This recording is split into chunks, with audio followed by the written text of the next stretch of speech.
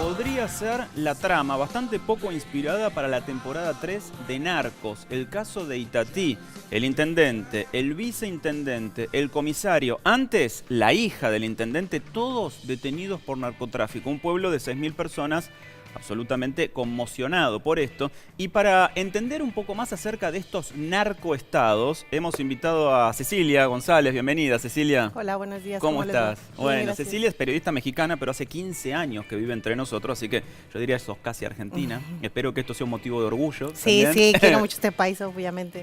Bueno, y aparte es autora de muchos libros. Uno de ellos, publicado por Editorial Paidós, muy valioso porque es todo lo que necesitas saber sobre narcotráfico. Así que Cecilia es una experta con muchísima experiencia en el tema. Cecilia, lo primero que me gustaría preguntarte es en relación a las declaraciones de un funcionario nacional de hace pocas semanas que dijo, no, en la Argentina el narcotráfico no está organizado, no es un problema. ¿Qué opinas acerca de eso? No, en realidad le llaman crimen organizado, pero los que están desorganizados es el Estado, que es evidentemente, la prueba está con lo de Itatí.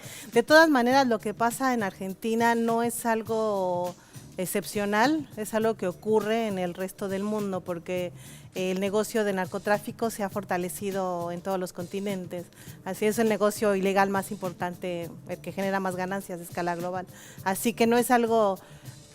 Si bien, por supuesto, hay que preocuparse de lo que ocurre en Argentina, hay que inscribirlo siempre en un marco más general. Sí, y hablando de marcos más generales, me imagino, y el caso de Itatí es muy concreto al respecto, que sería imposible montar un conglomerado de estas características si no tuviera la complicidad del Estado o de distintos niveles del Estado, ¿no? En toda Latinoamérica sucede lo mismo, que hay estados municipales, provinciales, incluso hasta nacionales comprometidos con el narco. En toda América y en todo el mundo, insisto que es un problema global, o sea, se han encontrado cárteles de células del cártel de Sinaloa en Australia o en Asia, ¿no? En otros países que uno pensaría que es mucho más difícil acceder. Sí, este negocio a escala global, insisto en eso, solo ha podido expandirse de esta manera gracias a la complicidad y de los estados. Hablo desde funcionarios de las aduanas, desde los servicios de seguridad, por supuesto, pero a veces es complicidad y a veces es directamente liderazgo. Más bien los cómplices son los narcotraficantes. Claro. Cecilia, quiero aprovechar que sos mexicana, que vivís desde hace tanto tiempo entre nosotros, para preguntarte algo que para mí resulta muy antipático, que es la expresión mexicanizarse, ¿no? Un periodista muy importante, La Nata, lo dijo hace poco tiempo, dijo, Argentina se está mexicanizando, como si mexicanizarse fuera algo insultante o algo degradante para un país. No suscribo de ninguna manera esta comparación, pero quiero preguntarte justamente, ya que sos mexicana y vivís entre nosotros, por las diferencias entre el narco en México y en la Argentina. Sí, no son abismales, no tiene nada que ver. De todas maneras, yo desde que llegué, por ejemplo, acá también usan como una palabra insultante, mexicanear. Además la escriben con J, que luego hago el chiste de que todo lo que tiene que ver con México se escribe con X. Y ya tiene un sentido peyorativo. Ahora esto de la supuesta mexicanización de Argentina a partir del problema narco, el que lo expandió con más ganas fue el Papa. El Papa Francisco, porque él fue el que alertó sobre esta supuesta mexicanización. No tiene ningún sentido. También en México se llegó a hablar en su momento de la amenaza de la colombianización. Todo esto sirve para generar prejuicios, reforzar estigmas, también alimentar la xenofobia, pero no tiene ningún sentido. Siempre lo que digo, México tiene una frontera que comparte con el país que más consume drogas en el mundo, que es Estados Unidos. Ya desde ahí estamos, o sea, no hay un punto de comparación. Nosotros tenemos decenas de cárteles, el narcotráfico es un fenómeno, una problemática social que tiene más de un siglo en mi país. México es un país productor a gran escala de drogas ilegales. Argentina no tiene ninguna de esas circunstancias, la problemática argentina es otra totalmente diferente. Si bien es grave, en realidad cuando la quieren dimensionar o comparar con otros países termina siendo mínima. Lo que hay que comparar es la historia misma de Argentina, porque es una problemática que hace 30 años, por ejemplo, no tenía absolutamente nada que ver con lo que ocurre hoy, ¿no? Claro, ¿y cómo podrías definir eso? En un tuit, prácticamente, o en dos tweets, el problema, la síntesis del problema de la droga en Argentina, ¿cómo sería? Es el reflejo fiel del fracaso de la guerra contra el narcotráfico a escala global. Y por supuesto que lo que pasa en todo el mundo, lo raro sería que aquí no ocurriera.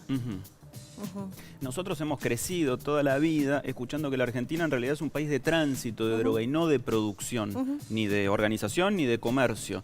¿Esto es una idea vieja? ¿Alguna vez fue cierta esa idea? ¿Es una idea vieja? ¿Tiene algo que ver con la realidad? Sí, igual para esto también hay que ser muy precisos porque esas categorías no las imponen los países, las imponen organismos internacionales. O sea, no es que cada país levanta la mano y dice yo produzco, yo vendo, yo consumo. Claro, no hay una organización internacional del comercio, no van a Suiza a reunirse los narcotraficantes una vez por año. No es el Davos del narco. Claro, me imaginaba, mira. Son organizaciones internacionales, entre ellas la ONU, a veces incluso la DEA, por ejemplo, que es una policía supranacional creada por Estados Unidos. Los organismos internacionales siguen coincidiendo en que Argentina es fundamentalmente un país de tránsito. Ajá. Esto es que los cargamentos de cocaína o marihuana que vienen de otros países transitan el territorio para llegar a los puertos o aviones y el destino principal es Europa.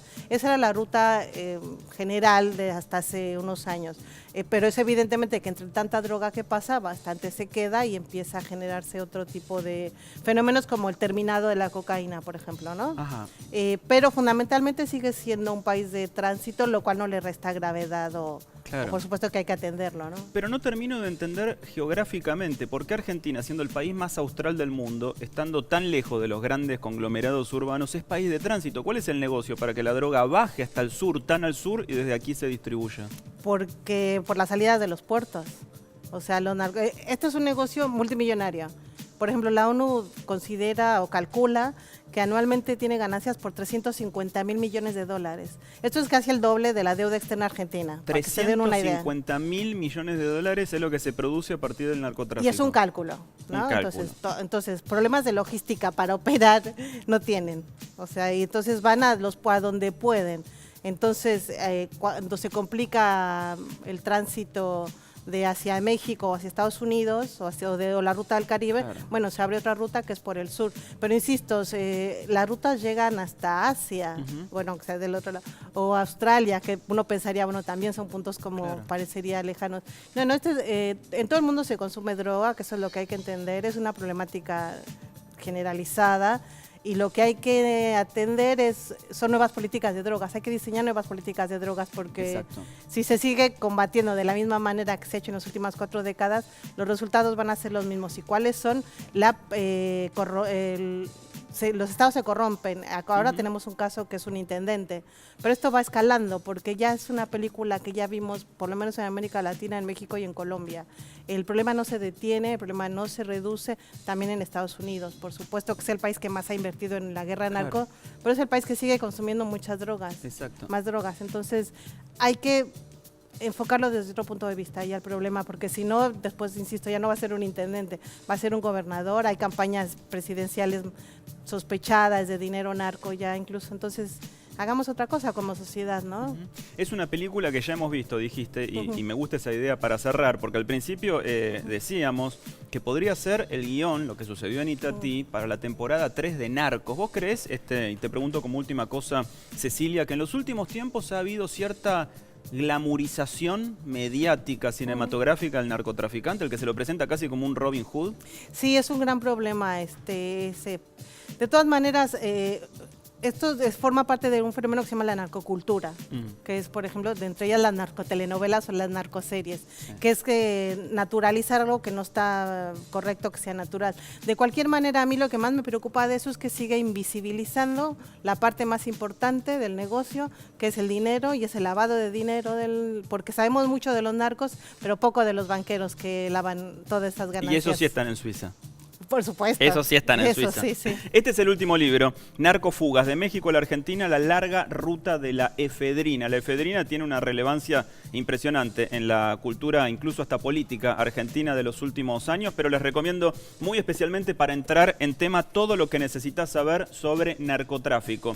El libro de Cecilia, publicado por Editorial Paidós, que es como una especie de inmersión profunda y a la vez muy, muy sintética, justamente acerca del mundo de las drogas. Cecilia, un gustazo enorme recibirte y muchas gracias. Gracias a ti por la invitación. Muchas gracias.